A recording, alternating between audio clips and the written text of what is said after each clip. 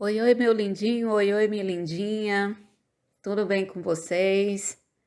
E conforme prometido, apesar da demora, eis aqui a etapa 4 do nosso estudo sobre o regimento interno do Tribunal de Justiça do Estado da Bahia. Espero que esse estudo venha abençoar e agraciar vocês com puro conhecimento para vocês chegarem afiadíssimos no dia 23 de julho e gabaritar as questões sobre o regimento interno. Vamos lá? Apesar da chamada que fizemos no slide anterior, já convidando vocês a se concentrar para a gente começar a exposição do conteúdo, antes eu preciso deixar esse pequeno aviso aqui para vocês. Nós vamos pular os artigos 25 ao 82. E por que nós vamos fazer esse salto? Vamos fazer esse salto pelo seguinte: iniciamos esse estudo aqui do regimento interno com vocês, iniciamos como um estudo pré-edital. O edital já saiu. Quem está acompanhando já tem ciência de que o edital já foi publicado e as inscrições, inclusive na data que gravamos aqui essa aula para vocês, já tinham se iniciado também para finalizar no dia 10 de maio. Então, avisando aqui para vocês, porque no slide seguinte nós vamos, como de praxe, deixar que vocês visualizem quais são os artigos que a gente vai estudar aqui na etapa 4. E vocês vão perceber que da transição da etapa 3 para a etapa 4, lá na etapa 3 a gente terminou o estudo no artigo 24. E aqui, na etapa 4, a gente vai começar o estudo a partir do artigo 83. Então, já imaginando que possa ser que você fale comigo aqui nos comentários ou lá no nosso Instagram, perguntando por que não tem, ou por que a etapa 4 não se inicia no artigo 25, já vamos deixar a resposta aqui para vocês. Vamos pular os artigos do 25 ao 82, por quê? Porque antes de começarmos a gravar essas etapas de estudo, nós fizemos o nosso trabalho prévio aqui com a obra. Fizemos aqui, digamos aqui, né? Percorremos toda a norma, a gente analisou e fez aqui o nosso julgamento. Atribuímos valor para cada fase, aqui para cada pedaço do regimento interno. Então, dos artigos 25 ao 82, são artigos que eu posso afirmar para você que nada do que contém neles vai cair em prova? Não. Não podemos fazer essa afirmação. Até porque falamos agora há pouco que na gravação da etapa 4, o edital já havia saído. O regimento interno está no edital, mas está lá, mas não tem assim dizendo o que é que vai cair do regimento interno. Então, com a intenção de, como a gente sempre costuma dizer, que a Prodabanca é o reforço do seu esforço, então entendemos que, pelo menos nesse primeiro momento, os artigos 25 ao 82 têm prioridade 2 no seu estudo. Essa prioridade 2, a gente não julgou isso apenas olhando para a cara dos artigos, digamos assim. A gente não olhou para os artigos e disse assim, esse é bonito, esse é feio. Não. A gente fez um levantamento de cobrança de regimento interno, não somente na seara do TJBA, porque não havia tantas provas assim para a gente analisar. Então, a gente pegou um apanhado de cobrança de regimentos internos, não só de tribunais de justiça, mas também de tribunais regionais do trabalho, por exemplo, e a gente percebeu qual tem sido o perfil das bancas quando esse tipo de norma é cobrado em prova. Então, assim, a gente fez um levantamento de que partes desses regimentos internos aparecem mais em prova, cobrando do candidato, testando o conhecimento do candidato nesse campo, nessa seara, certo? Então, baseado nisso, é que agora a gente vai pular do 25 ao 82 e, se der tempo, a gente volta neles. Se você me perguntar também, a senhora costuma marcar tudo aquilo que a senhora estuda. A senhora fez marcações nos artigos 25 a 82, a resposta é positiva. Porém, como eu falei, o que marcamos nesses artigos do 25 ao 82 são informações que a gente entende que nesse primeiro momento elas não são de importância de estar lá na escala das prioridades, está lá no topo dessa escala, certo? Então, feitas essas considerações, agora sim, vamos seguir adiante e no slide seguinte, para que vocês visualizem quais são os artigos que vão fazer parte da etapa 4. E conforme anunciado, eis aí o slide 3. Vamos estudar nesta etapa 4 os artigos que vão do 83 até o 103. O que é que fala esses artigos? É sobre a composição, as atribuições e as competências. Vou fazer uma segunda observação parecida com a observação que fizemos no slide anterior. Apesar da Pro ter colocado aqui que vamos estudar do artigo 83 até o 103, não será do artigo 83 até o 103 que vai aparecer aqui na etapa 4, mas já fica aí a dica para você fazer a leitura do artigo 83 ao 103, que fala sobre composição, atribuições e competências, porque entendemos que isso tem prioridade 1, está lá no topo da escala de prioridades do seu estudo no que se refere ao regimento interno do TJBA. Por quê? Porque isso tem a ver com aquele estudo prévio que fizemos das provas que cobram regimento interno de tribunais, composição, atribuição e competências, também tem grande incidência em provas, certo? Então, aqui na etapa 4, para não ficar uma etapa enorme, que se você já baixou o PDF, você deve ter ficado espantado com a quantidade de slides que vamos ter aqui nessa etapa, mas nós não vamos aqui nos ater a ficar lendo slide com vocês. Vamos fazer a nossa passagem pelos slides, vocês vão entender por que aquele slide está ali, por que tem essa quantidade grande de slides. É só para deixar, digamos assim, um material bom, um material rechonchudo para vocês, certo?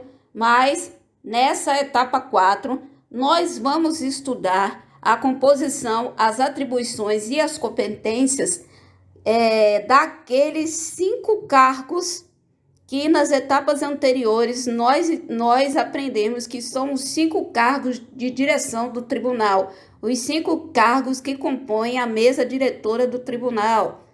E aí, só relembrando rapidinho, que é o presidente, os 2 vices, o corregedor-geral de Justiça e o corregedor das comarcas do interior. Corregedor das comarcas do interior não tem geral no seu nome, é somente corregedor das comarcas do interior. Aí já fica a dica também, que se aparecer questão de prova chamando esse cargo de corregedor das comarcas do interior, de corregedor geral das comarcas do interior, isso está errado, é uma informação errada, porque não é assim que está escrito o nome do cargo aqui no texto do regimento interno do TJBA. Ok, gente? Então, relembrando, vocês estão vendo do slide que o estudo será do artigo 83 ao 103, mas na etapa 4 nós não vamos chegar até o artigo 103, se não me falha a memória, vamos estudar até o artigo 94, que o artigo 94 é o artigo que vai falar sobre o corregedor das comarcas do interior. Ok, gente? Então, tranquilo? Então, vamos agora efetivamente iniciar o estudo, a análise dos artigos, iniciando aqui essa etapa 4 com o artigo 83. Neste ponto, adentrando o artigo 83, que é o artigo que explana sobre o Tribunal Pleno. Quem é o Pleno, o que ele faz, quantos desembargadores o compõem, quais são suas competências, quais são suas incumbências, está tudo aqui no artigo 83. Então, vamos avançar para a gente visualizar o que mais o artigo 83 traz para contribuir para a nossa preparação. E tocando aqui o nosso barco, mais precisamente dando o pontapé inicial ao estudo da composição, atribuições e competências dos órgãos do Tribunal de Justiça, iniciando pelo artigo 83 e seus incisos, que vai falar sobre o Pleno, quem é o Pleno, quantos desembargadores ele possui, e a gente também vai sair dessa parte da aula com o conhecimento de que as competências do Pleno são privativas, ou seja, só ele pode realizá-las, ok, gente? Então, usando um pleonasmo aí, começando no começo, qual é a composição do Pleno? O artigo 83, seu caput, diz que é o Tribunal Pleno, constituído por todos os membros efetivos do Tribunal de Justiça, todos os membros efetivos, ou seja, as 57 cabeças que compõem o Tribunal de Justiça do Estado da Bahia, também são os desembargadores que compõem o Tribunal Pleno. A ele vai competir privativamente. Pessoal, são vários incisos que demonstram quais são as competências do Pleno, e alguns desses incisos ainda se dividem em alíneas. Preste atenção lá no edital. O edital mostra que o regimento interno que vai cair é a versão que foi atualizada até 31/12 de 2022. É 31/12 ou é 31/10 que está lá, mas não tem errada. Você visualizando no edital, o edital mostra que vai cair o regimento interno e ele explica também qual é a versão e qual é a data dessa versão a qual será cobrada em prova. É 31/10 ou é 31/12 de 2022. Se você tiver aí com essa versão, você vai perceber que alguns desses incisos também foram revogados. Tem alíneas de alguns incisos que foram revogadas. Então, vamos agora passar para o slide seguinte, aonde a gente vai começar a ver quais são as competências do Pleno. Conforme prometido, o primeiro slide elencando aqui quais são as competências do Tribunal Pleno, formado por 57 desembargadores, ou seja, todos os desembargadores efetivos do Tribunal de Justiça da Bahia. E na explicação do slide anterior, a gente informou para vocês de que são muitas as competências do Pleno.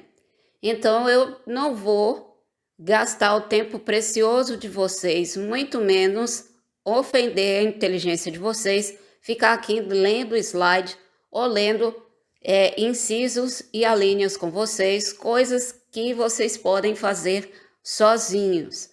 Então, a gente sempre frisa para vocês que a Prodabanca é o reforço do seu esforço. Então, aqui nesse slide e nos próximos, a gente vai deixar listado dessas competências todas que o Pleno possui, quais são as mais importantes, quais são as que chamam mais atenção e aquelas que o examinador pode perguntar na prova, ou também ele pode se utilizar desses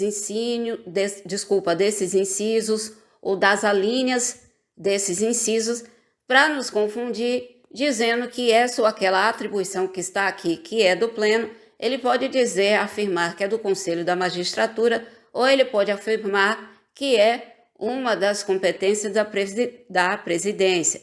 E a gente vai prestar atenção no sentido de, depois com calma, o PDF dos slides está aí na descrição do vídeo, o link do Google Drive para você baixar esse material, imprimir se você desejar, salvar no seu tablet, para dar uma olhada depois.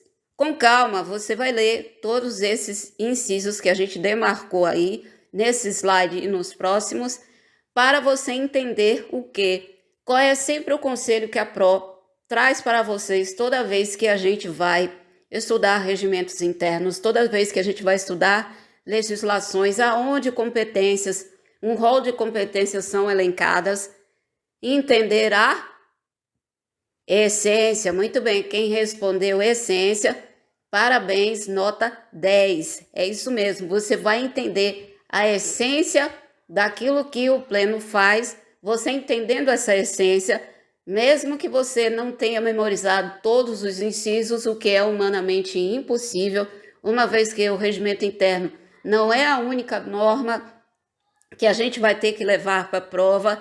Tem ainda a Lei 10.845 de 2007, que é a LOGE daqui da Bahia, a Lei de Organização Judiciária. Tem a Lei 6677 de 94, que é o Estatuto dos Servidores do Estado da Bahia, certo?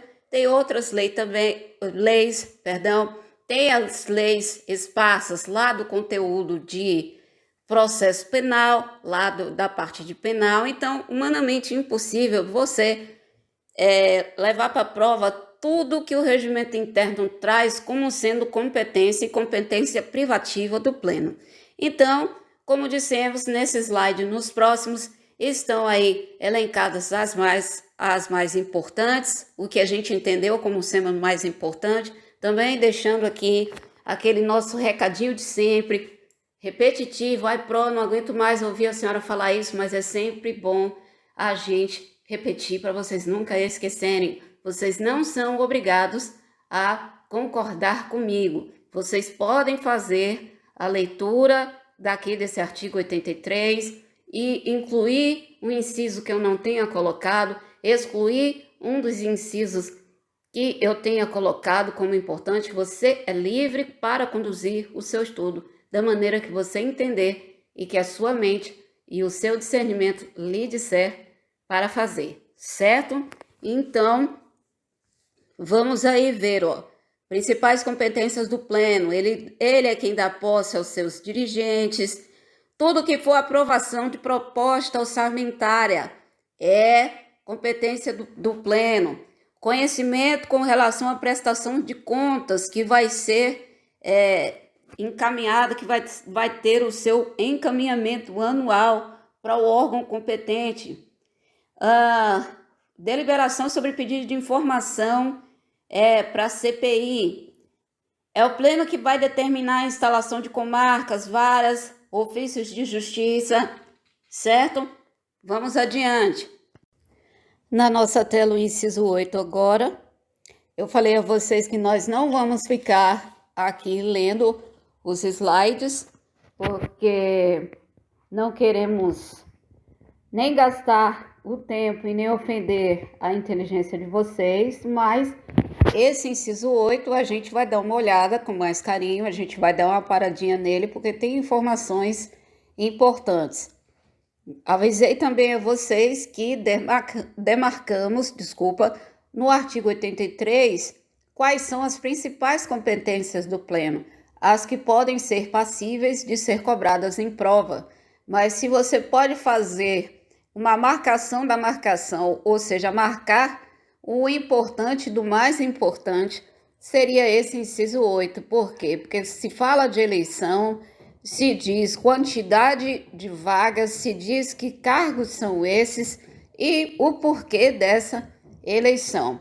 Então, começando pela linha A, nós temos a informação de que o Tribunal Pleno, ele é o responsável por eleger 2 desembargadores e 2 juízes de direito e ainda elaborar uma lista sêxtupla que vai ser enviada ao presidente da República com o objetivo do preenchimento das vagas destinadas aos advogados. Vagas destinadas aos advogados para integrar o quê? Que órgão? Esse órgão é o TRE. E a linha A, além dessas informações, ela também nos diz que vai ser observado o mesmo processo no que tange à escolha dos respectivos substitutos. E indo adiante, temos que a linha B nos diz que os membros do Conselho da Magistratura e seus respectivos suplentes, eles também são eleitos pelo Tribunal Pleno. E assim, da mesma forma, a linha C vai nos dizer, do mesmo jeito, que é o Tribunal Pleno que elege os desembargadores que integrarão as comissões permanentes e também as demais que forem constituídas. Tudo bem? Vamos mudar o slide agora. Ok? Slide mudado. Se iniciando aí no inciso 9, mas a gente vai dar uma atenção agora, em verdade, ao inciso 13, porque o inciso 13 traz que é competência do Pleno levar algumas propostas à Assembleia Legislativa, e essa informação que está aí nas alíneas no inciso 13 pode ser que o examinador resolva perguntá-las em prova. Então, vamos fazer também aquele destaque, ou seja, marcar o importante do mais importante, também você fazendo aí seu sinalzinho, sua marcação, asterisco, cor diferente, sinalzinho, coraçãozinho, balãozinho, aquela legenda que ficar melhor para você entender, que é competência do Pleno fazer algumas propostas à Assembleia Legislativa. Que propostas são essas? É o Tribunal Pleno que vai propor à Assembleia Legislativa o projeto de lei referente à organização e divisão judiciária e ainda a criação e extinção de cargos dos serviços auxiliares da Justiça Estadual. É também uma proposta do Pleno que será enviada à Assembleia Legislativa com relação à alteração do número de membros do Tribunal de Justiça. Também será do Pleno a competência de propor à Assembleia Legislativa, conforme ali a linha C, o projeto de lei complementar que vai dispor sobre o Estatuto da Magistratura ou da sua alteração. E ainda a linha D também vai nos ensinar que é competência privativa a proposta que será levada à Assembleia Legislativa pelo Pleno das normas de processo e procedimento civil e penal de competências legislativas do Estado. E, por fim, a linha E, a fixação de vencimentos de seus membros e dos demais juízes, bem como dos servidores dos serviços auxiliares da Justiça Estadual, também será uma proposta que será encaminhada à Assembleia Legislativa através do Tribunal Pleno, ok? Movendo novamente, vamos aqui mudar o slide. Slide mudado, estamos visualizando o slide de número 9. Para o slide de número 9, eu quero chamar a atenção aqui dos lindinhos para o inciso 22 e as suas alíneas.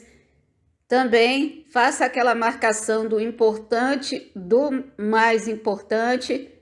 Por quê? Porque aqui, a partir do inciso 22 e as alíneas que se seguem, não são todas as alíneas que estão aí. Perceba que transcrevemos apenas as alíneas A, C, D, F e G, porque entendemos que aqui é a nata desse inciso 22, quando esse inciso 22 nos ensina que é competência do Pleno processar e julgar nas infrações penais comuns, inclusive nos crimes dolosos contra a vida e nos crimes de responsabilidade, os juízes de direito. Se a pauta da questão vier no sentido de que a gente deva assinalar de quem é a competência para processar e julgar o recurso de decisão do Conselho da Magistratura, quando expressamente previsto, a gente vai marcar que essa competência é do Tribunal Pleno.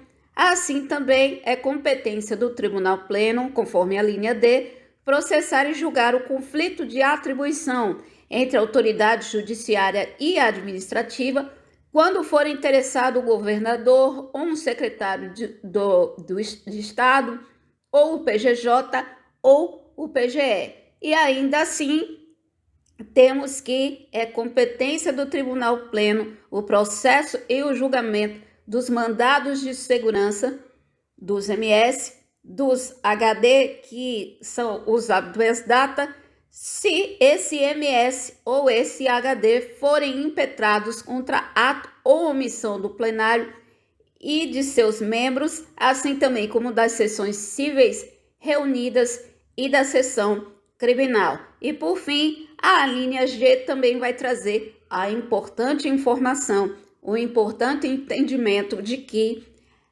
é competência do Tribunal Pleno processar e julgar a ação rescisória de seus acórdãos. Quem julga a ação rescisória dos acordos, dos próprios acórdãos do Tribunal Pleno, é ele mesmo, conforme artigo 83, inciso 22, a linha G, certo? Vamos pular agora para o slide 11.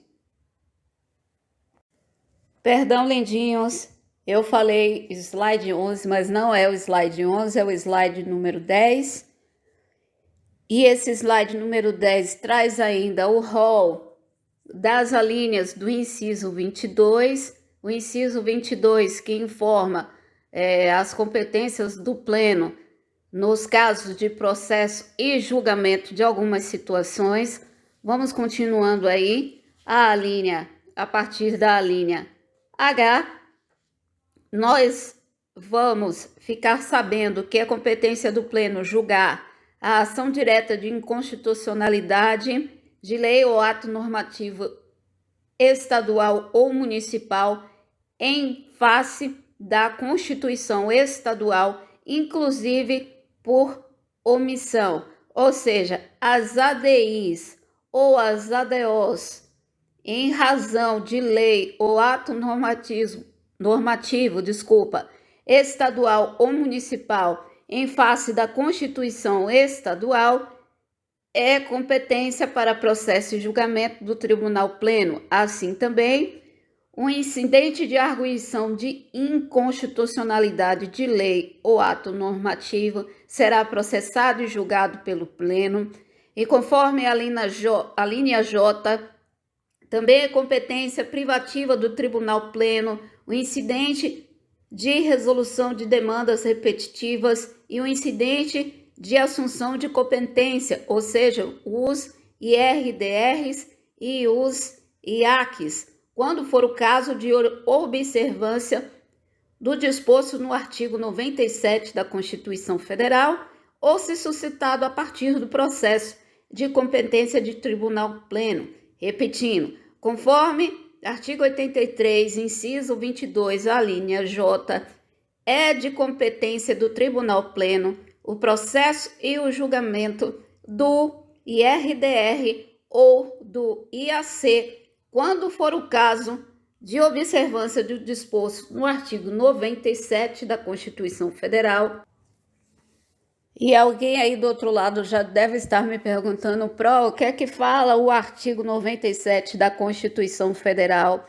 Ela vai falar sobre a cláusula de reserva de plenário, mas para a gente não misturar os conhecimentos, não vamos fazer maiores comentários sobre isso agora. Se você quiser pausar o vídeo, abrir o texto da Constituição e ler o que está escrito lá no artigo 97, você vai ficar sabendo que o artigo 97 da CF88 vai falar sobre a cláusula de reserva de plenário, ok?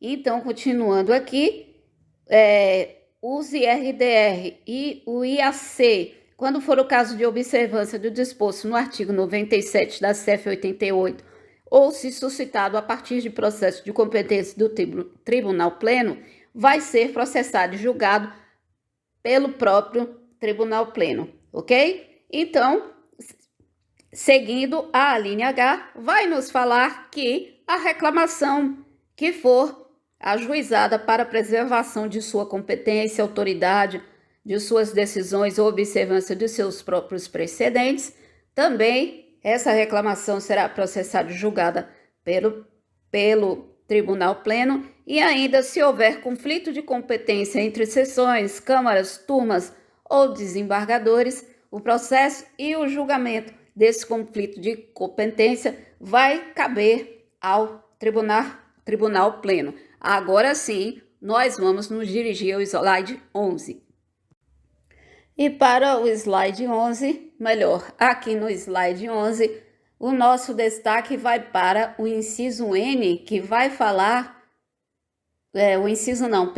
a linha N, que vai falar sobre o mandado de injunção. É responsabilidade do Tribunal Pleno o processo e o julgamento do mandado de injunção quando a falta total ou parcial de norma regulamentadora de atribuição do governador, da Assembleia Legislativa ou da sua mesa, dos tribunais de contas, do prefeito da capital ou do próprio Tribunal de Justiça, bem como de autarquia ou fundação pública estadual, torne inviável o exercício dos direitos e liberdades constitucionais e das prerrogativas inerentes à nacionalidade, à soberania e à cidadania. Um pedacinho aqui da linha não coube aqui no slide, mas complete aí a caneta, lindinha que está me ouvindo nesse momento, após soberania, você vai completar aqui como escrevendo a com crase, a cidadania, certo? Então, lendo, explicando essa linha N com outras palavras. O mandado de injunção, que é o remédio constitucional que será impetrado quando a falta total ou parcial de norma regulamentadora torne inviável o exercício dos direitos e liberdades constitucionais e das prerrogativas inerentes à nacionalidade, à soberania e à cidadania. E assim, aqui dentro das competências do Tribunal Pleno, a linha N do inciso 22 do artigo 83 do Regimento Interno do Tribunal de Justiça da Bahia diz que quando essa falta total ou parcial de norma regulamentadora for atribuição do governador do estado, da Assembleia Legislativa ou da sua mesa, dos tribunais de contas, do prefeito da capital ou do próprio Tribunal de Justiça, esse mandado de injunção será processado e julgado pelo Tribunal Pleno, certo? Vamos mudar o slide agora e continuar vendo quais são as principais competências do Tribunal Pleno. Prontinho, estamos vendo aí o slide 12, aquele pedacinho final da linha N que percebemos que estava faltando no slide anterior, acabou na hora da configuração aparecendo aqui, mas desconsiderem que essa expressão a cidadania que está aí logo no topo do slide 12 é a parte final lá do outro slide que eu orientei vocês a completarem lá a caneta, e se você já completou no slide anterior, risca essa expressão a cidadania daí, desse slide que estamos vendo agora, para que essa expressão cidadania não atrapalhe você, não atrapalhe o seu entendimento e você compreenda que essa palavra cidadania está aí por um outro motivo, ou você não se lembre depois, você baixando aqui o PDF dos slides e revisando, talvez você não se recorde do que a gente sinalizou, então aconselho você a fazer logo, arriscar essa expressão daí, para poder isso não te atrapalhar futuramente, certo? Então, A linha O do inciso 22 vai dizer também que é competência do Pleno o processo e o julgamento das causas entre o Estado e os municípios e entre estes. E, por fim, para finalizar aqui esse slide, temos aqui algumas alíneas do inciso 23, que ainda informa sobre processo e julgamento, ou seja, competência para processar e julgar atribuída ao Tribunal Pleno. Marcamos aí algumas alíneas que não terminam, que não findam aqui nesse slide, elas vão findar no próximo slide, então agora a gente só vai ter olhos para as alíneas C, D e F, que vai nos informar que é competência do Tribunal Pleno o processo e o julgamento do incidente de arguição de suspeição ou impedimento contra desembargador. A linha B, incidente de arguição de suspeição e impedimento dirigido ao Procurador-Geral da República. E ainda os embargos de declaração, se estes forem opostos contra os órgãos em processo de sua competência, certo? Recapitulando aqui, inciso 23, com a informação de que é a atribuição do Tribunal Pleno o processo e o julgamento dos incidentes de arguição de suspeição ou impedimento contra desembargador, e também esse mesmo incidente de arguição de suspeição e impedimento dirigido ao Procurador-Geral da República, e também embargos de declaração, se estes forem opostos contra os acórdãos em processos da competência do próprio Tribunal Pleno, é também o Tribunal Pleno que processa e julga esses embargos de declaração, certo? Vamos avançar para o próximo slide, aonde contém as outras duas alíneas também bastante importantes do inciso 23. Vamos lá. Prontinho, slide passado, e agora vemos aí, visualizamos as alíneas J e K do inciso 23, repetindo para a gente não se perder, inciso 23 que pertence ao artigo 83 do Regimento Interno do Tribunal de Justiça, aqui da Bahia, e vamos ver também nesse slide agora, que também é competência do Tribunal Pleno o processo e o julgamento do agravo interno contra a decisão do presidente, dos vices, dos corregedores, bem como dos seus integrantes em processo de sua competência, e também vai caber ao Tribunal Pleno o processo e o julgamento do recurso de pena imposta por órgão do tribunal, ressalvada a competência do Conselho da Magistratura. Tudo bem, queridinhos? Então, vamos terminando por aqui os principais incisos do artigo 83 que julgamos importantes para a prova, e vamos seguindo aqui no nosso estudo, ainda dentro da etapa 4. Ok, gente. Ainda dentro do artigo 83 nós estamos. Alguém do outro lado aí pode até falar, nossa, depois de a gente ter passado por todos esses slides só falando do artigo 83, tem mais coisa? Sim, tem mais coisas. Além dessa quantidade grande de incisos que o artigo 83 possui, e conforme vimos, vários desses incisos possuem também alíneas, uma variedade grande, inclusive, ainda possui o artigo 83 alguns parágrafos, mas nós não vamos falar de todos eles. Vamos destacar apenas alguns, onde a gente marcou a existência de informações bastante importantes que também correm um risco, né? São passíveis de ser cobrados em prova, já que o examinador previu, colocou lá no edital que será cobrado conteúdo do Regimento Interno do Tribunal de Justiça, mas não destacou que parte desse conteúdo pode ser cobrado, né? colocando aqui a gente nessa situação de ter que estudar o regimento todo, mas a gente vai usar da razoabilidade, né, de inteligência, da lógica, para nós mesmos enxugar esse conteúdo, porém gostaria de deixar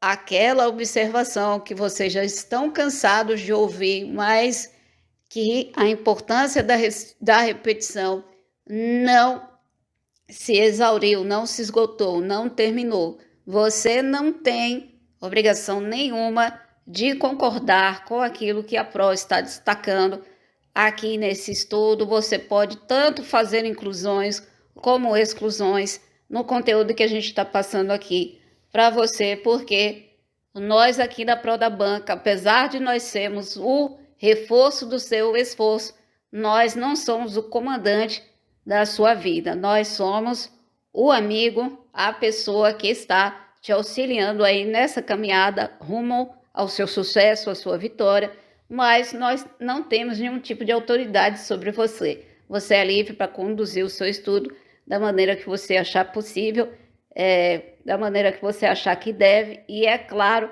adequá-lo à sua realidade de vida e também ao número de horas livres que você possui por dia. Você só não pode parar, você só não pode desistir.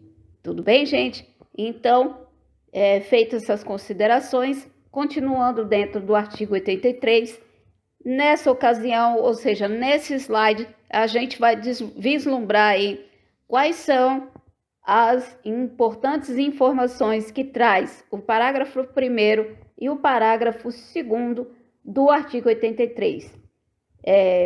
Então, iniciando pelo 1, ou seja, pelo primeiro parágrafo, o primeiro parágrafo ele vai trazer para nós a informação de que existe um quórum mínimo para funcionamento do Tribunal Pleno. Nós não escrevemos no slide porque, lembra-se, na aula 00, quem assistiu à aula 00, ouviu a PRO falar que deixaríamos espaços nos slides para você completar as informações à caneta. Para quê? Para que o estudo não ficasse totalmente na passividade, ou seja, nós falando e vocês ouvindo. Para vocês moverem a mão um pouquinho, não esquecer como é que se escreve, usar, né, a forma manuscrita de escrever, porque estamos numa era informatizada, digitalizada, onde mais a gente dedilha, né, passa os nossos dedos por um teclado do que exatamente segura um lápis ou uma caneta para escrever. Então, exercitar isso, lembrar da PRO lá do prézinho, do jardim de infância. Eu não tive jardim de infância, pré-escola, no tempo da PRO tinha somente o pré. Então lá, quando você aprende lá as primeiras letrinhas, os primeiros rabiscos, lá com a tia da pré-escola, então vamos escrever aí nesse espaçozinho que deixamos, tá vendo? Tá vendo que tem uma bolinha aí que tá solitária, que não tem nadinha escrito aí, você vai escrever aí. Quórum mínimo para funcionamento do Tribunal Pleno conforme o parágrafo 1º do artigo 83. O parágrafo 1º do artigo 83 vai dizer que é indispensável a presença de, no mínimo, 2/3 dos membros efetivos para o funcionamento do Tribunal Pleno. É preciso quórum mínimo para funcionamento do Tribunal Pleno, certo? Escreveu aí?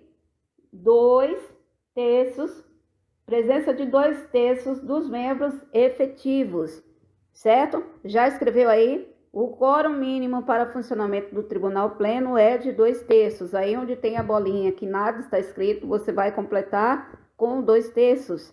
E você vai compreender que esses 2/3 são necessários para o funcionamento do Tribunal Pleno quando for caso em que as decisões, em que os processos, os julgamentos, as competências do Pleno tenham a ver com as situações descritas dos incisos 1 ao 22, ok? Para o que o Pleno precisa resolver, processar, julgar, exercer suas competências como um todo, nas situações do 1 ao 22, é preciso o quórum mínimo de 2/3 dos membros efetivos do tribunal. Agora a gente já vai mudar o entendimento. O que tiver descrito no inciso 1 ao 22 para o pleno decidir, propor, processar, julgar, ele vai precisar de um quórum mínimo de 2/3 para o seu funcionamento. Já naquilo que fala a partir do inciso 23, ou seja, as competências do pleno que estão marcadas, descritas lá no no inciso 23, a necessidade dessa vez não será a presença mínima de 2/3, mas sim da maioria dos membros do tribunal. Da presença da maioria dos membros do tribunal é o quórum mínimo para funcionamento do pleno naquilo que se refere às suas competências descritas no inciso 23. Ficou claro? Para o caso de alguém estiver me sinalizando que não, vamos explicar novamente. Artigo 83, parágrafo 1º, está escrito que para o funcionamento do Tribunal Pleno, nas hipóteses dos incisos 1 ao 22, é necessário a presença mínima de 2/3 dos seus membros efetivos. Porém, se for o caso do pleno se reunir para resolver as situações para o exercício das suas competências descritas no inciso 23,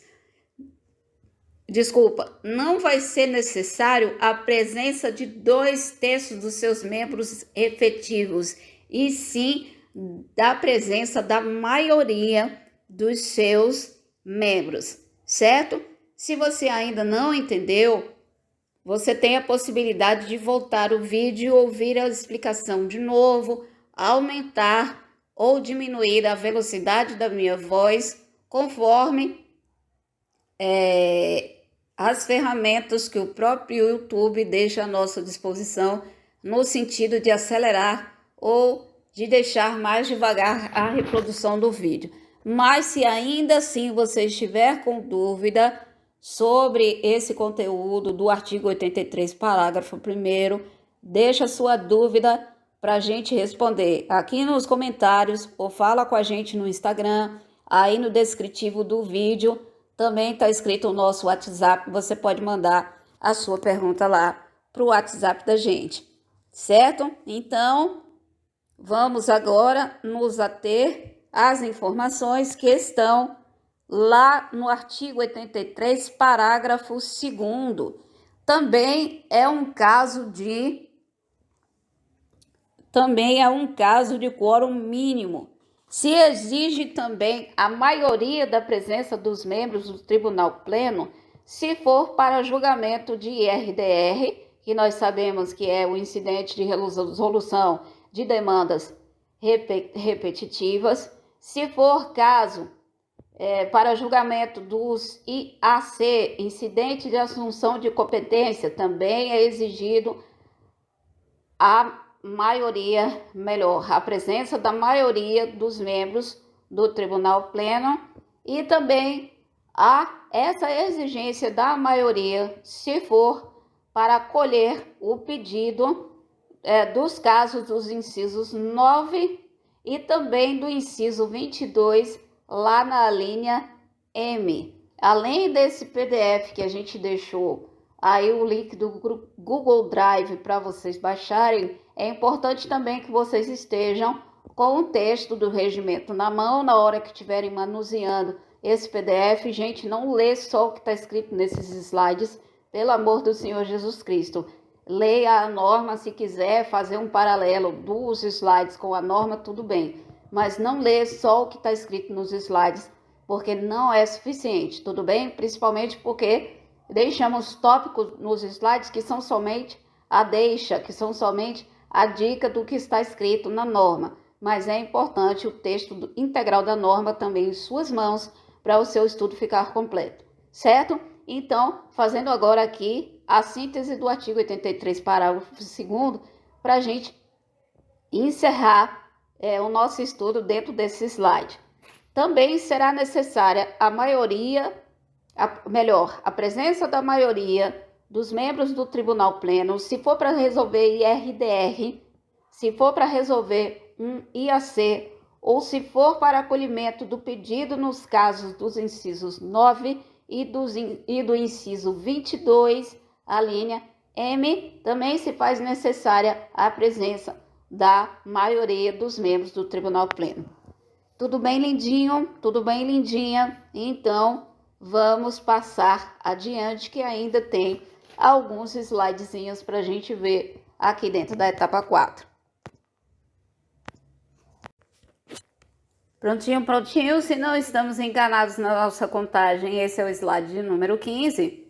E esse slide, ele é, em verdade, uma continuação do que nos diz o parágrafo 2º com relação à necessidade de presença da maioria. Além daqueles casos que a gente viu no slide anterior, que é para resolução de IRDR, IAC, ou se for o caso de acolhimento do pedido que está lá disposto no inciso 9, ou o pedido que está disposto no inciso 22, a linha M, também se faz necessária a presença da maioria dos membros do Tribunal Pleno, se for para o caso da aplicação da pena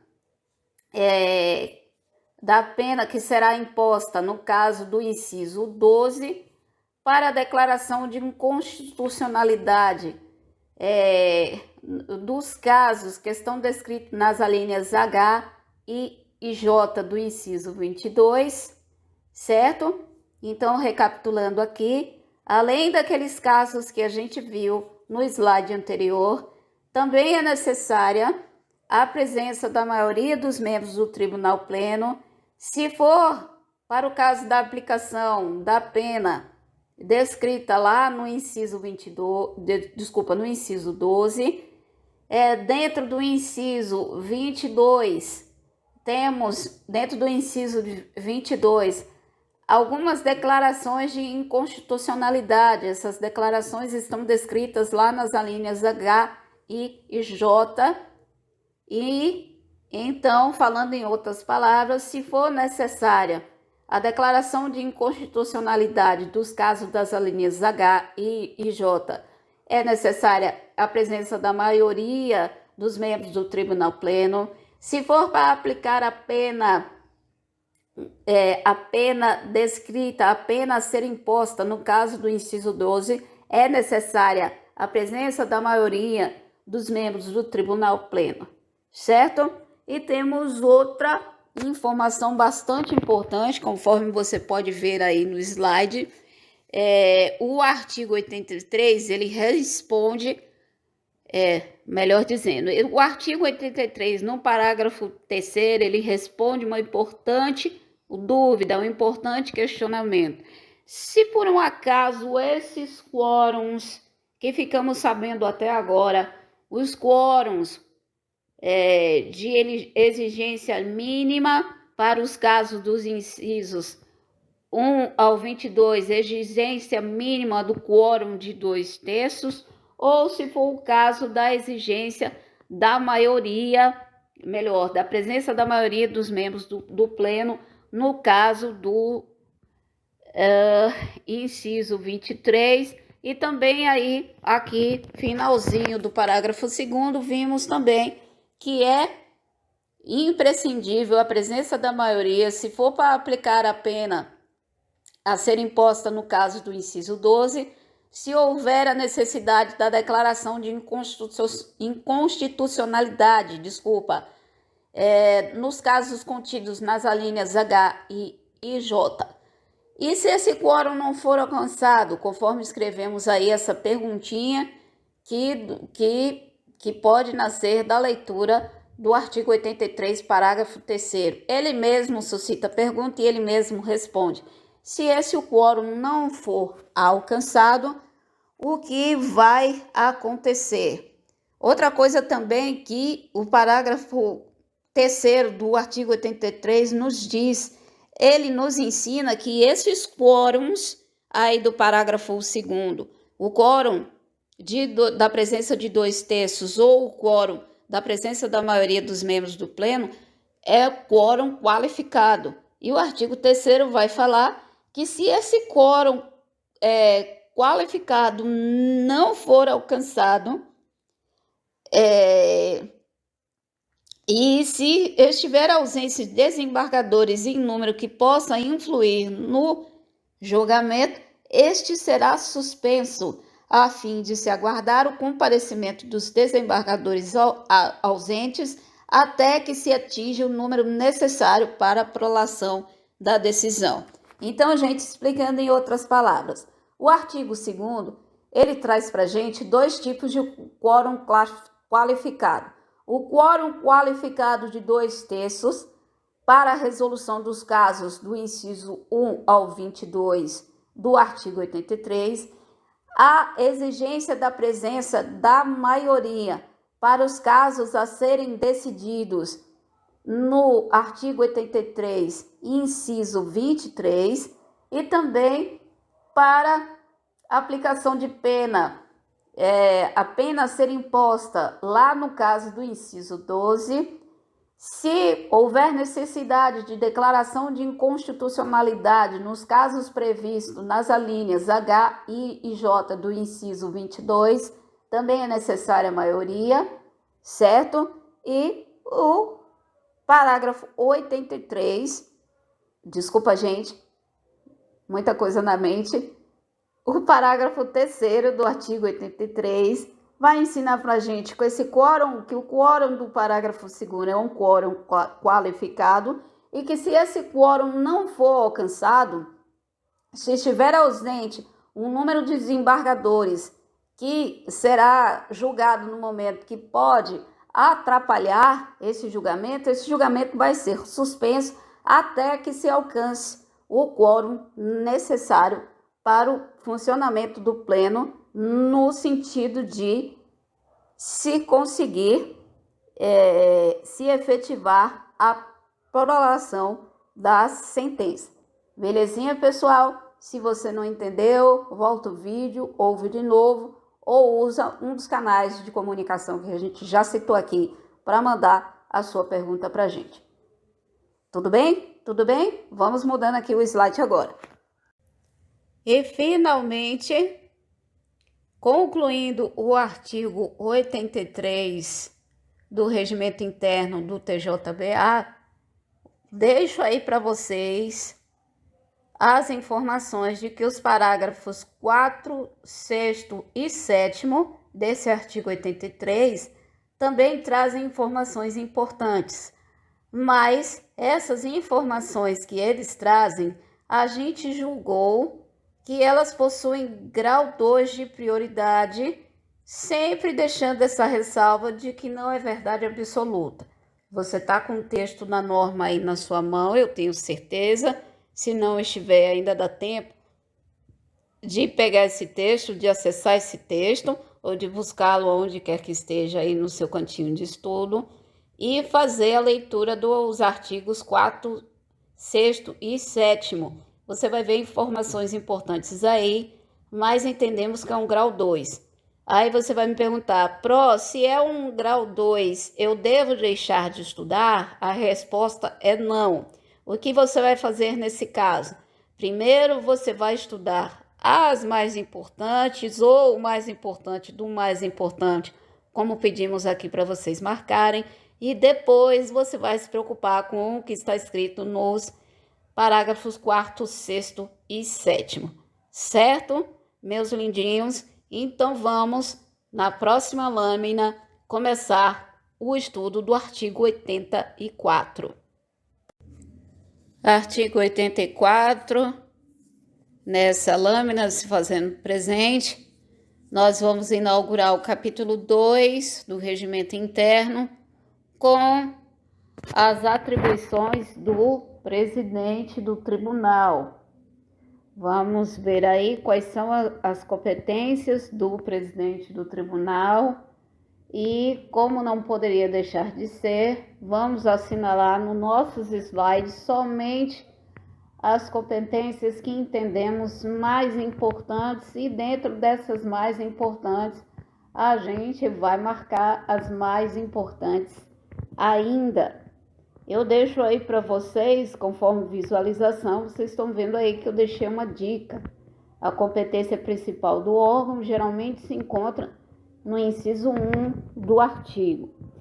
Lembra que eu sempre falo para vocês nessas questões aonde a gente é desafiado a identificar se aquela competência é ou não daquele órgão, e que uma das dicas que a gente dá nesse sentido é vocês entenderem a essência do que aquele órgão faz, pois sim. No caso aqui do regimento interno não é diferente.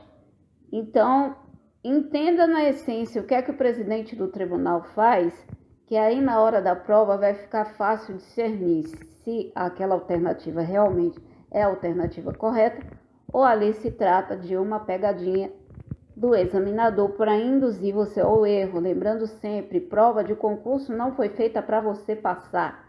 Prova de concurso foi feita para escorregar, para levar o candidato ao erro, para nos eliminar. É para isso que prova de concurso serve. Ela não valoriza o nosso conhecimento, e sim, ela tenta nos pegar naquilo que a gente não sabe. Ok? Então, vamos novamente fazer aqui a troca de lâmina para a gente começar entendendo, na essência, o que é que o presidente do Tribunal de Justiça faz.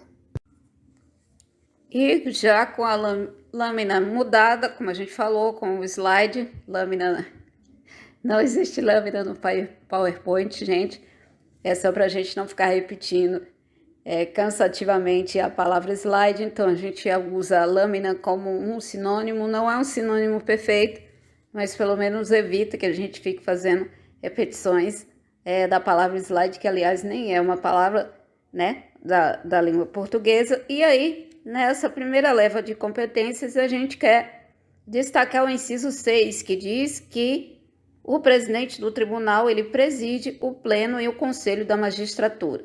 Se vier uma questão na prova, nos indagando quem preside o tribunal pleno e o conselho da magistratura, a gente sabe que é o presidente do tribunal, e qualquer outro cargo de cúpula indicado como presidente do pleno ou do conselho de magistratura vai estar errado. Ok, gente? Vamos mudar a lâmina novamente. Certo? Mais uma leva de competências do presidente do Tribunal de Justiça. Aí destacamos os incisos 6 e os incisos 7.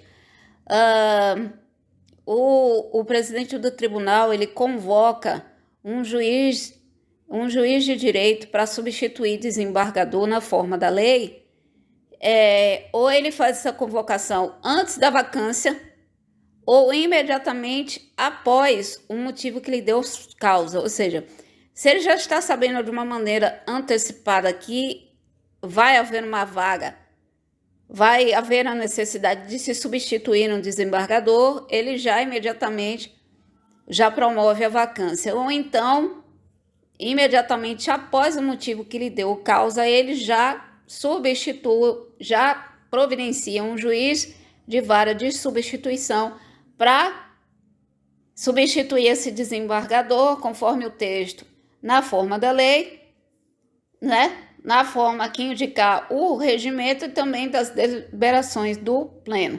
E, por fim, o inciso 8, ele vai dizer que é função do presidente do Tribunal de Justiça publicar até o dia 15 do mês de janeiro de cada ano a lista de antiguidade dos magistrados. Todo dia 15 do mês de janeiro de cada ano é função do presidente do Tribunal de Justiça se fazer publicar a lista de antiguidades dos magistrados. Vamos agora para o slide seguinte. Visualizando agora o slide de número 20, então eu peço aos lindinhos que façam um destaque com uma cor especial, um asterisco, um sinalzinho, bolinha, balão, coração, aí no inciso 16. O inciso 16, ele vai dizer que é competência do presidente do tribunal proferir voto de qualidade quando houver empate nos julgamentos de que não participou, se a solução deste não estiver de outro modo regulada. Então, falando o inciso 16 de uma outra forma, temos o quê?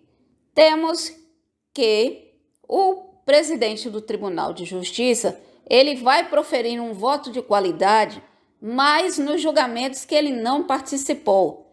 E esse voto de qualidade, ele só vai proferir se de outro modo a resolução da situação não estiver regulada, certo? Então, aqui o regimento interno, ele prevê a possibilidade do presidente do tribunal, frisando, nos julgamentos que ele não participou, se houver um empate, quem vai desempatar para poder haver ali uma decisão será ele. Porém, ele só vai proferir esse voto de qualidade, só vai necessitar que ele profira, que ele faça a profissão desse voto de qualidade, se de outra forma, se não houver outra forma de solução regulada. Havendo uma outra forma de resolução para uma situação dessa regulada, então ele não vai proferir voto de qualidade,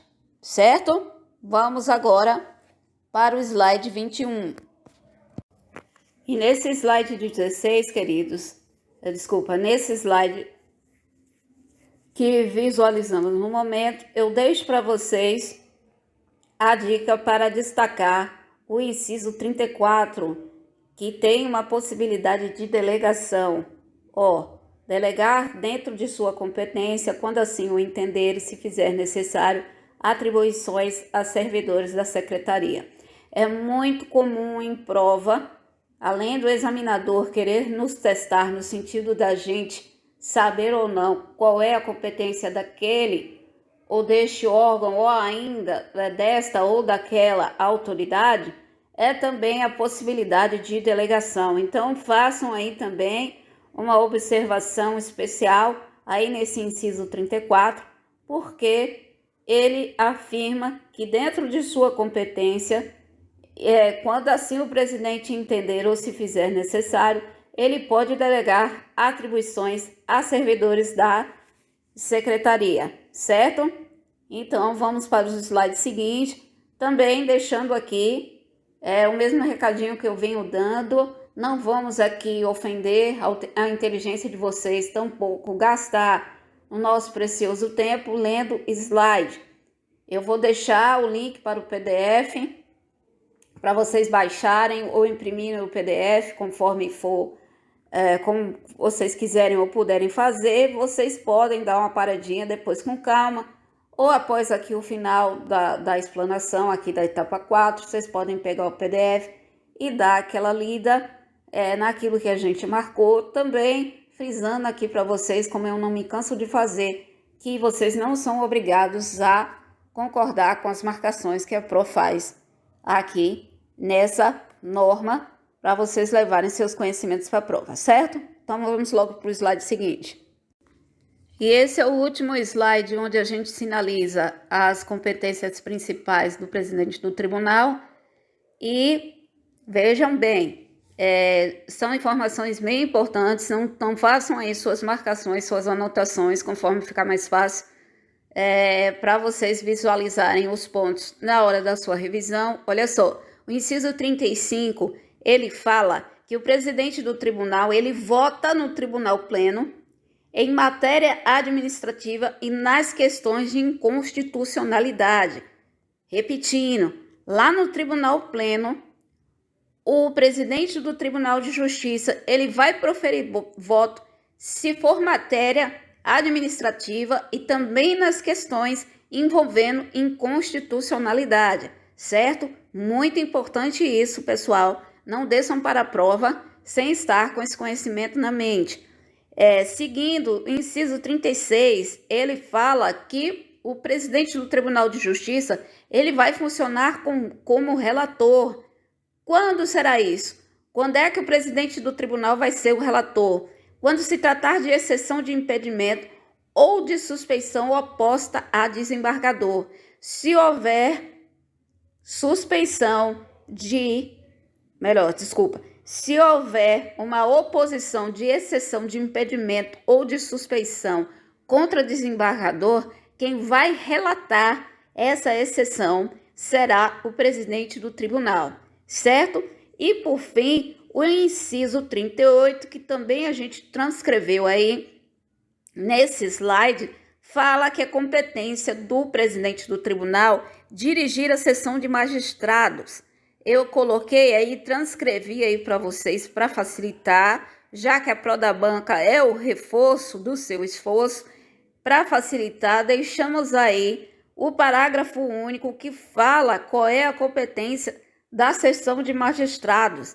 A sessão de magistrados, ela trata das matérias relacionadas ao juízo de primeiro grau, com exceção da competência atribuída pela Lei de Organização Judiciária, que a gente chama popularmente de LOJ, a presidência e as corregedorias, tanto a geral como a das comarcas do interior. Gente, após a explanação aqui nossa dessa etapa 4, pegue os slides, pegue a parte das competências, deixamos aqui sintetizado. Se você quiser fazer o resumo do resumo, se você quiser fazer a síntese da síntese, para ficar mais fácil você pegar a essência.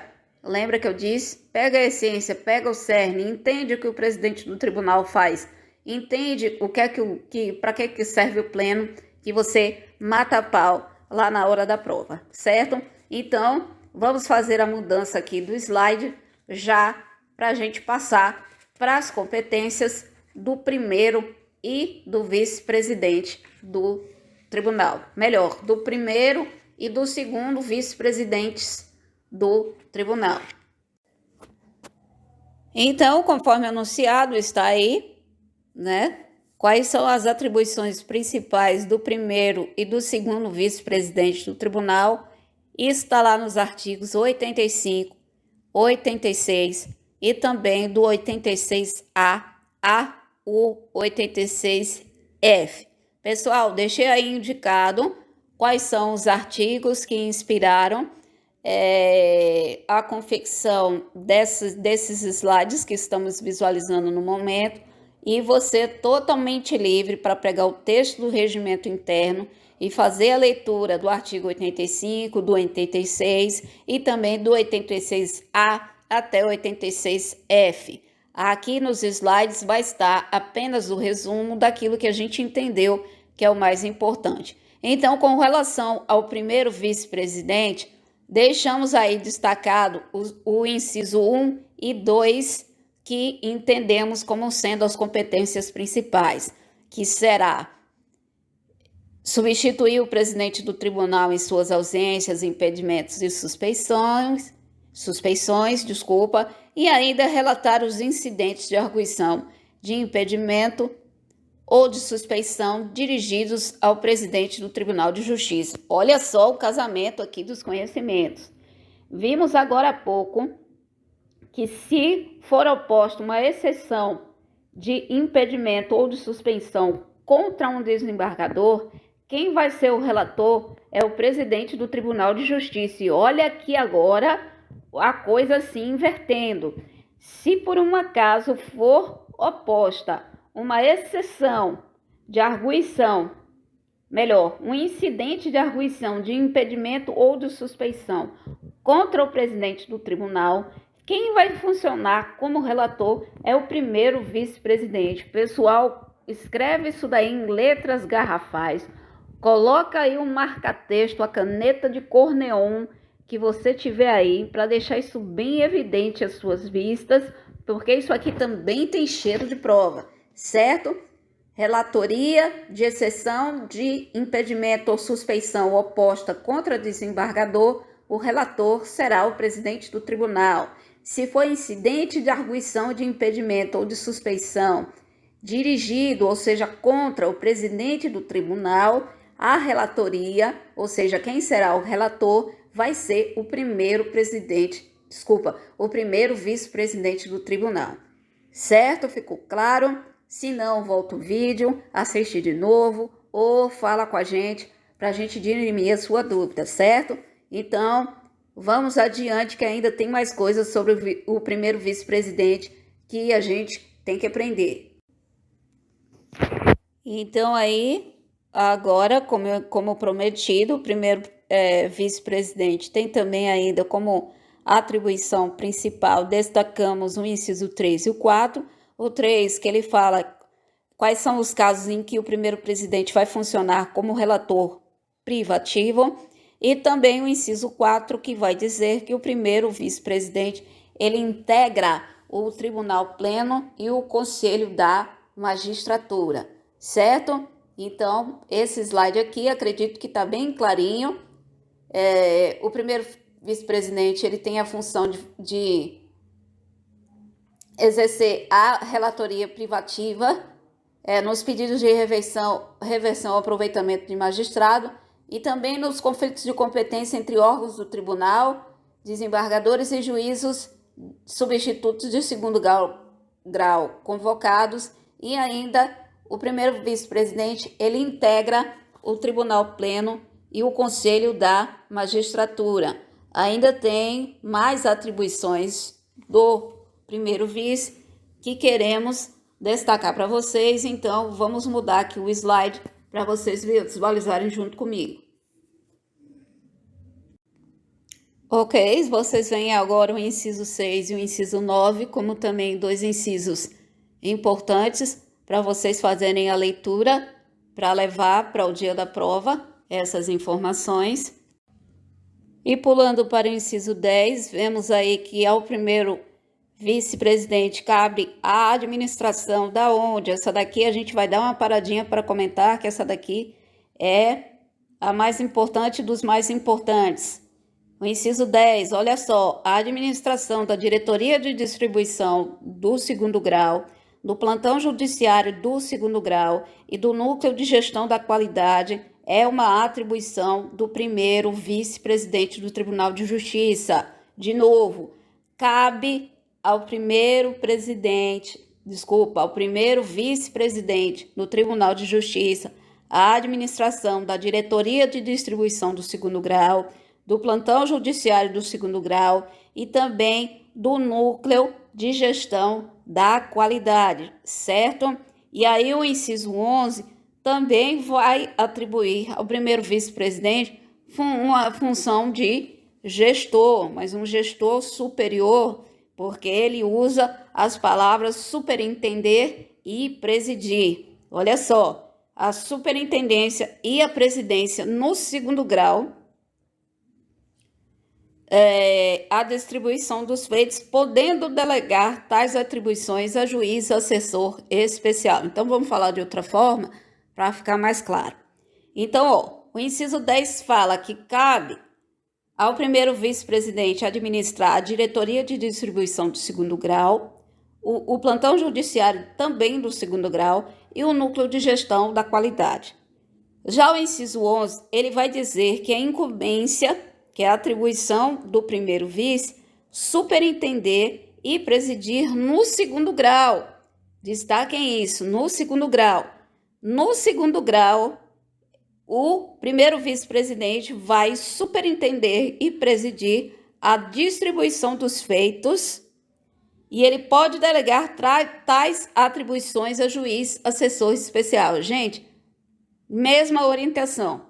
Faz uma marcação especial aí, destaca isso com marca-texto, canetinha, sinalzinho, balãozinho, coração, asterisco, não importa. Dá uma forma de dar um destaque, arruma uma forma de dar um destaque sobre isso aqui, que isso daqui também tem cara de prova, tá bom? Vamos avançar? E nessa ocasião a gente vai começar a falar sobre as atribuições principais do segundo vice-presidente. Então, olha aí, o inciso 1 já começa dizendo que cabe a ele a direção de alguns órgãos aqui. Então, veja aí, são 5 alíneas. Olha só, o segundo vice, o que é que ele vai dirigir? Ele vai dirigir a sessão de magistrados, a ouvidoria judicial, a sessão de recursos, o núcleo de gerenciamento de precedentes, chamado de NUGEP ou NUGEP, não sei, e o núcleo de ações coletivas. Ó, gente, que orientação é? Qual é a orientação que a PRO dá? Eu não vou nem dizer, vou deixar você completar daí. A orientação é Tchananana, não vou falar. Coisa importante a gente faz pois, isso aí mesmo que você diz. Ao segundo vice-presidente cabe a direção da seção de magistrados, da ouvidoria judicial, da seção de recursos, do núcleo de gerenciamento de precedentes, não sei se pronuncia a sigla como no GAP ou no GEP, e também o núcleo de ações coletivas, certo? Continuando. E o destaque que a gente faz aqui nos incisos do 2 até o 5 é o seguinte: ao segundo vice-presidente vai caber o processamento dos seguintes recursos. Escreve aí. Ao segundo vice-presidente cabe o processamento dos seguintes recursos. Não é dessa forma que está escrito lá, mas é a maneira que você vai escrever aí no seu material, certo? Para tornar o estudo ativo. Escreve aí no cantinho do slide que você já pegou o PDF e já imprimiu. Se você não pôde imprimir, você tem seu caderninho aí, seu bloquinho de bizu, como dizem por aí, porque não é uma gíria utilizada pelo pessoal da Bahia, mas enfim, se a palavra serve, não importa de que região do Brasil ela veio, se você tem aí seu caderninho ou seu bloquinho de bizu, escreve aí. Ao segundo vice-presidente do TJBA cabe o processamento dos seguintes recursos: recurso ordinário, só que o recurso ordinário, de acordo com o artigo 86b, ele processa o recurso especial e o extraordinário, de acordo com o 86c, e também o processamento do recurso especial e recurso extraordinário de competência do segundo vice-presidente. Além dele fazer isso de acordo com os artigos 86c, ele também vai fazer isso de acordo com o artigo 86d e, por fim, é ele que processa o recurso de agravo previsto no artigo 1042 do CPC e também de acordo com o 86E do Regimento Interno. E, por fim, o inciso 5 a gente traz como destaque o fato de que, assim como o primeiro vice-presidente, o segundo vice-presidente também integra o Tribunal Pleno e o Conselho da Magistratura, Certo, pessoal? Então, vamos nos mover, que ainda tem bastante coisa para a gente aprender. Olha, a gente também trouxe aqui para vocês o inciso 8, porque o inciso 8, ele fala que o segundo vice-presidente ele vai exercer as demais funções administrativas e judicantes que lhe forem delegadas pelo presidente do tribunal ou atribuídas pelo regimento interno. Então, assim, além de indicar que esse rol de atribuições do segundo vice-presidente não é um rol taxativo, o inciso 8 também nos traz a possibilidade de delegação de atribuições pelo presidente pelo presidente do TJ para que o segundo vice-presidente venha a exercer essas funções que ele lhe delegou, certo? Agora, a gente vai começar aqui uma pequena lista de outras atribuições do vice-presidente. A gente só vai dar uma pincelada em cada uma delas, porque nós não vamos poder ler tudo isso aqui, porque eu acho ofensiva a inteligência de vocês e acho também que é um tempo precioso que não podemos perder, porque leitura vocês podem fazer sozinhos, certo? É uma coisa que vocês podem fazer sozinhos e, se o fizerem de preferência após essa explanação nossa aqui da etapa 4, melhor ainda, porque você vai ouvir, na verdade aqui, como é uma aula em formato de vídeo, você está tendo a possibilidade de ouvir e visualizar. Depois você vai só visualizar aquilo que você ouviu, para isso penetrar as camadas mais profundas aí da sua memória e ficar lá na sua memória permanente, que é o lugar que você vai deixar guardadinho tudo que você está aprendendo para o dia da prova, certo? E falando em memória permanente, gente, só abrindo um parênteses rapidinho, a memória permanente, ela depende da gente dormir, porque tudo que a gente aprende fica guardado em um lugar. Depois, me passou agora o nome desse lugar. Mas quando a gente dorme, essa informaçãozinha que está lá, naquele lugar provisório, ela desce para a memória permanente, certo? Então, não esqueçam que dormir também é bastante importante por concurseiro, ok? Então, fechando esse parênteses e voltando aqui para o material, colocamos aí também o artigo 86A, que você vai ler, que você vai dar uma pausa aí agora e vai ler, que é o segundo vice-presidente que disciplina a organização e o funcionamento daquele órgão que a gente não sabe que se a sigla se fala no GEP ou se fala no GEP, certo? E esse no GEP ou no GEP, ele pode agir em conjunto com o NAC. E quando ele agir em conjunto com o NAC, ele vai se denominar no GEP-NAC, certo? Dê uma paradinha no vídeo agora, se você quiser, ou deixa tudo para o final, como eu aconselhei, e dá uma lidinha nesse 86A e vamos adiante aqui. Nessa ocasião, trouxemos aqui artigos 86C e 86D. Dentro do 86C, a gente fez um recorte para o parágrafo 3º, que vai dizer que cabe ao segundo vice apreciar pedido de atribuição de efeito suspensivo. Efeito suspensivo para qual recurso? Para o recurso especial ou extraordinário. Aí você vai me perguntar, basta que seja o recurso especial ou o recurso extraordinário para que o segundo vice aprecie o pedido de efeito suspensivo? Não.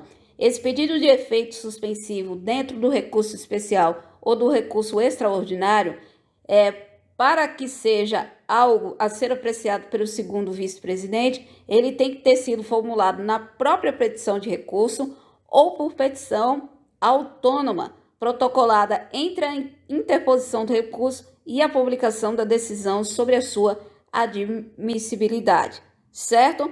E do 86D, que é que a gente deixou aqui para vocês saberem, que quando os autos estiverem conclusos ao segundo vice-presidente, vai caber a ele a não admissão liminar de recurso especial ou extraordinário, certo?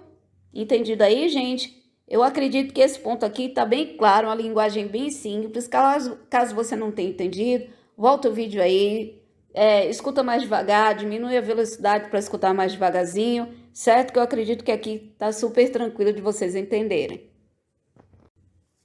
Ok, para esse slide, o que deixamos para você de dica percebam aí que tem pontos da redação aqui desses dois incisos que estão destacados, estão aí em negrito, certo? Então, faz o seguinte, pausa o vídeo, faz essa leitura aí do inciso 2 e 3, prestando atenção nessas partes que estão destacadas, porque são as partes que você vai sintetizar aqui desses dois incisos para ficar mais fácil na hora da sua revisão, tudo bem? Aqui também, pessoal, os incisos 4, 5 e 6 estão aí, não temos comentários adicionais para fazer em cima desses incisos, mas aconselhamos a sua leitura. Tem alguns pontos aí que estão destacados, deixamos como exemplo para você fazer a mesma coisa no inciso 5 e 6, certo?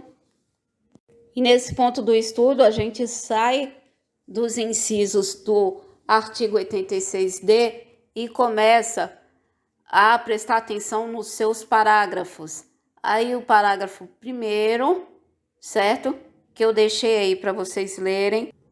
E esse parágrafo 1º, ele vai falar de questão de direito repetitiva que ainda não tenha sido afetada nem pelo STF e nem pelo STJ.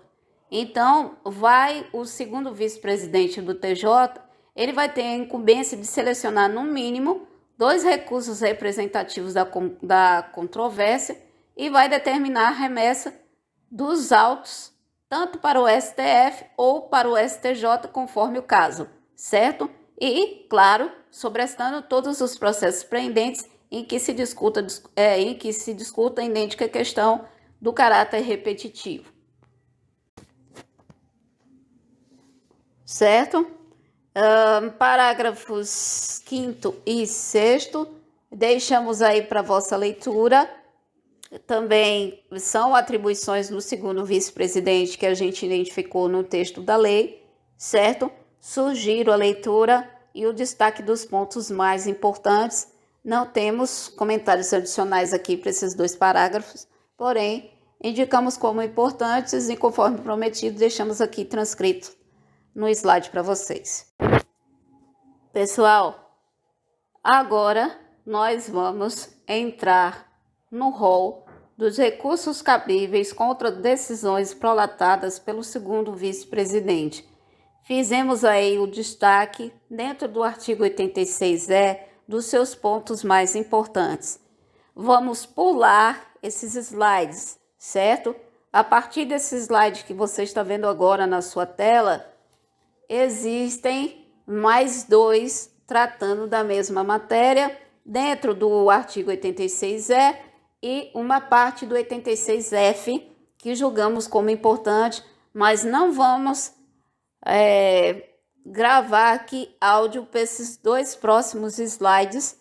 Então, você vai perceber aqui o pulo que a gente vai dar, que vamos nos ocupar daqui a pouquinho a estudar quais são as funções do Corregedor-Geral da Justiça, mas já deixando aqui esse aviso para vocês. Apresento aqui para vocês as informações mais importantes com relação aos recursos cabíveis contra decisões prolatadas pelo segundo vice-presidente e vamos pular os próximos 2 slides, pois não temos comentários adicionais para fazer para nenhum dos 2, porque acreditamos que a sua própria redação já está bem tranquila para vocês compreenderem quais são os entendimentos que vocês precisam levar para a prova, certo?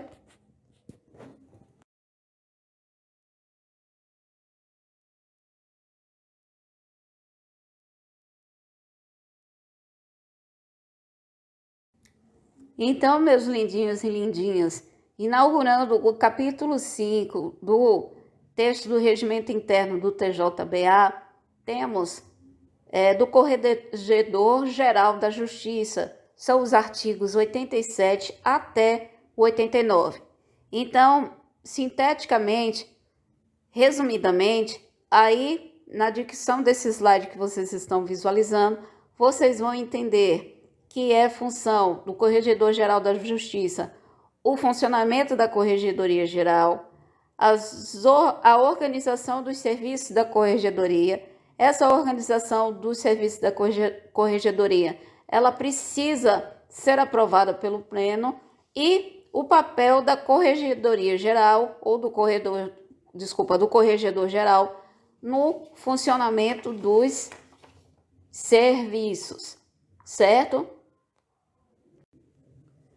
E pulando para o artigo 89, a gente vai ver quais são as incumbências e as competências do Corregedor-Geral da Justiça. As incumbências, elas estão no artigo 89, caput. Perceberam que tem um espaçozinho aí no slide? Significa o quê? Que a gente deixou o espaço para você escrever. Lembra? Esse estudo nosso não é apenas passivo, ele também é ativo. E não canso também de ensinar para vocês que estudar escrevendo é estudar 2 vezes, certo? Então, você vai lá no artigo 89, caput, do Regimento Interno do TJBA, e vai transcrever aqui nesse espaço as incumbências do Corregedor-Geral da Justiça, e depois você vai começar a visualizar os incisos, a começar do primeiro, que ele integra o Tribunal Pleno e o Conselho da Magistratura. Aí você vai dizer, eu já ouvi isso antes, verdade? Porque a gente falou agora há pouco, a gente estava estudando até então o primeiro e o segundo vice-presidente, e a gente viu que os dois integram o Conselho da Magistratura e o Tribunal Pleno, e não é diferente com o Corregedor-Geral da Justiça.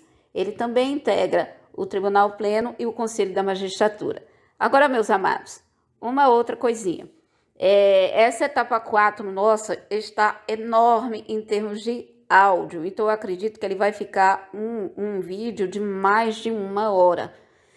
E para nos poupar tempo, eu vou pular os próximos slides. Olha só, eu vou pular os próximos slides, isso significa que eu não vou colocar neles uma narração, mas você não pode pular os próximos slides, certo? Os próximos slides nos próximos slides vão estar transcritos quais são as principais competências do corregedor geral que a gente julga importante para a prova, que você não vai decorar, mas pelo menos vai pegar a essência da coisa, certo?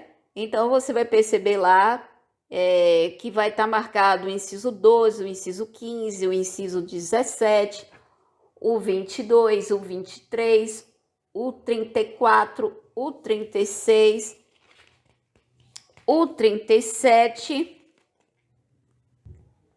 o inciso 40 também, que possui alíneas, ok? Vocês vão ver aí nos próximos slides que estão destacados e transcritos esses demais incisos aqui do artigo 89. Nós não vamos tecer comentários adicionais, porque entendemos que os próprios incisos são autoexplicativos, então a gente vai dar um pulinho nesses slides aqui em termos de narrativa, mas você não vai pular, você vai fazer a leitura. Combinado?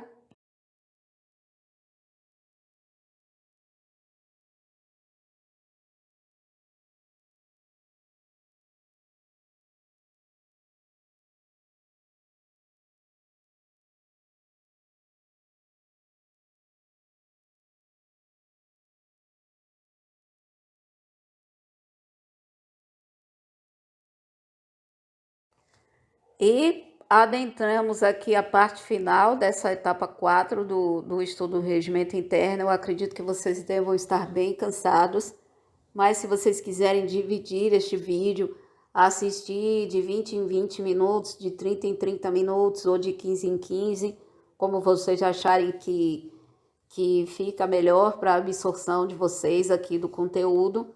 Enfim, mas como dissemos, adentramos aqui a parte final do nosso estudo da etapa 4, que a gente vai tecer comentários agora sobre o corregedor das comarcas do interior, e sobre ele o conteúdo está contido lá no artigo 90, e fizemos aqui também, como não poderia deixar de ser, a transcrição das suas principais competências. Deixamos aqui na íntegra, nesse slide, por exemplo, os incisos 1 e 2, como não poderia deixar de ser.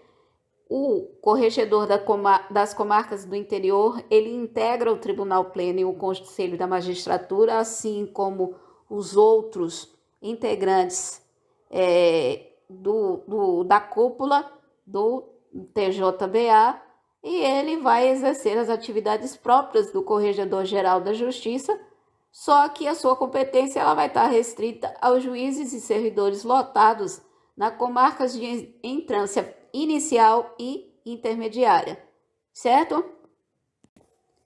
E nesta sentada temos aqui os incisos 5 e o inciso 8.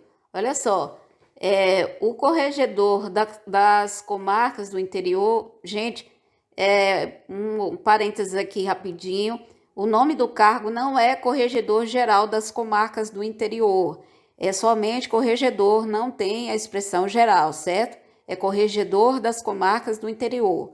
Então, aqui o inciso 5, ele está dizendo que o corregedor das comarcas do interior, ele tem que visitar no ano pelo menos 50 comarcas do interior do estado. Nossa, o estado da Bahia tem mais de 400 municípios, mas não são em todos os municípios que estão instaladas as comarcas, mas mesmo assim é muito lugar para ele visitar. Então, ele tem que visitar no ano pelo menos comarcas 50 comarcas do interior sob sua competência.